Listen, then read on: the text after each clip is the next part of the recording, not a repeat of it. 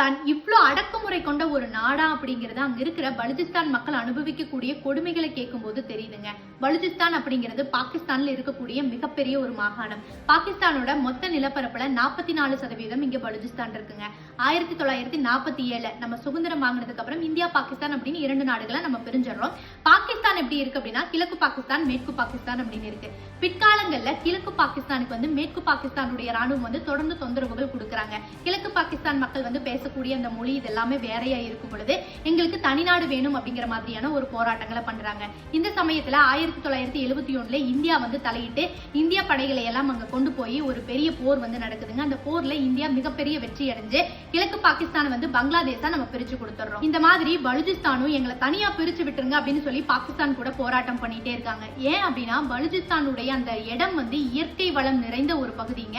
அந்த பகுதியில கிடைக்கக்கூடிய அந்த வளம் தான் பாகிஸ்தானுக்கு முக்கிய பொருளாதாரமா இருக்கு. இங்க நேச்சுரல் கேஸ், ஆயில் அப்படின்னு பல கனிம வளங்கள் பலுச்சிஸ்தான்ல இருக்கிற நிலப்பகுதியில இருக்கு. ஆனா அதன் மூலமா கிடைக்கக்கூடிய அந்த பலன் அப்படிங்கறது அந்த மக்களுக்கு மிக மிக குறைவா இருக்குதுங்க. அதுக்குதான் அந்த மக்கள் போராட்டம் பண்றாங்க. எதிர்த்து கேட்கிறவங்களை காணாமையே பண்ணிடுறாங்க. அதாவது இல்லாம அவங்க என்ன ஆனாங்கன்னே தெரியாம போயிருதுங்க. ஒண்ணு கொஞ்ச நாளைக்கு அப்புறம் அவங்களுடைய சடலம் கிடைக்குது, இல்லைன்னா கடைசி வரைக்கும் போனவங்களாவே இருக்காங்க. இந்த மாதிரி தன்னோட குடும்பத்தினருக்கு நடக்கக்கூடிய அநீதிகளுக்கு நீதி கேட்கிற வகையில பெண்கள், குழந்தைகள் அப்படின்னு எல்லாரும் ரோட்ல போராட்டங்கள் பண்றாங்க. ஆனா அவங்க மீது பாகிஸ்தானுடைய காவல்துறையும் ராணுவமும் நடத்தக்கூடிய அடக்குமுறை அப்படிங்கிறது மிக கொடுமையா இருக்குங்க. 1947 நம்ம 2 நாடுகளும் ஒன்றாதான் சுதந்திரம் வாங்குறோம். அப்புறம் 2 நாடுகளா பிரிஞ்சு போயிடுறோங்க.